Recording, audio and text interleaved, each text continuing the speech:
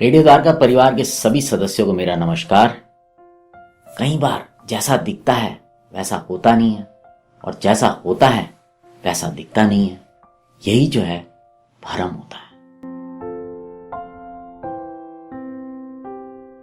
एक बार की बात है, एक संत के आश्रम में कई शिष्य पढ़ा करते थे।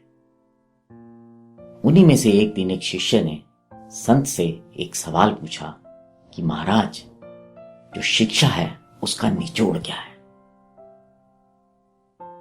संत ने बहुत ही शांतिपूर्वक उस बच्चे को बोला कि ये जो सवाल तुमने किया है इसका जवाब तुम्हें कुछ समय बाद मिल जाएगा, तुम केवल अपनी शिक्षा पर ध्यान दो। समय बीतता रहा। एक दिन की बात है, रात का समय था। संत ने शिष्य को बोला कि जाकर मेरी कुटिया से एक पुस्तक लाई। जब शिष्य वहां गया तो उसको अचानक उस जगह पर सांप दिखा और वो घबरा गया और डर के मारे भागा भागा संत के पास आया और उसने बोला कि गुरुजी, आपके कमरे में तो सांप है। संत ने बोला, यहां सांप नहीं हो सकता, तुम एक बार जाओ, ध्यान से देखो।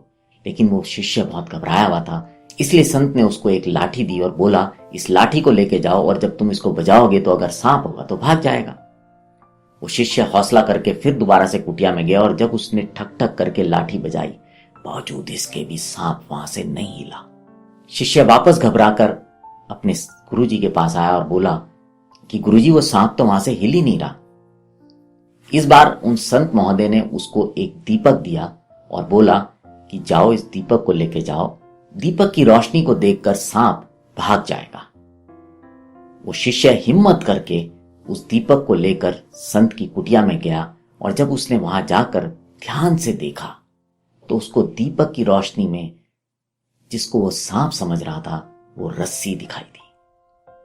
उसने वापस आया और आके अपने गुरुजी को बोला कि गुरुजी, वो सांप नहीं था, वो तो एक रस्सी थी जिसे मैं भ्रमपूर्वक सांप समझ रहा था। इतना सुनने के बाद गुरुजी मुस्कुराए और उस शिष्य को बोले कि तुमने जो सवाल मुझसे कुछ समय पहले पूछा था कि शिक्षा का निचोड़ क्या है, तो यही शिक्षा का निचोड़ है कि शिक्षा जो है, ज्ञान जो है, वो इंसान के भ्रम को दूर करता है, उसको रास्ता दिखाता है।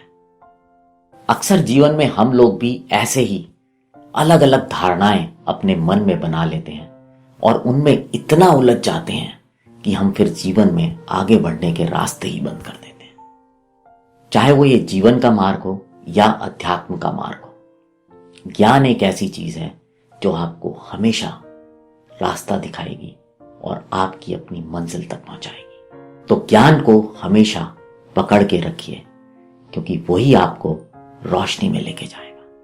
अगर ये कहानी अच्छी लगी हो तो इसको लाइक कीजिएगा, शेयर कीजिएगा, रेडियो द्वारका के चैनल को सब्सक्राइब कीजिएगा।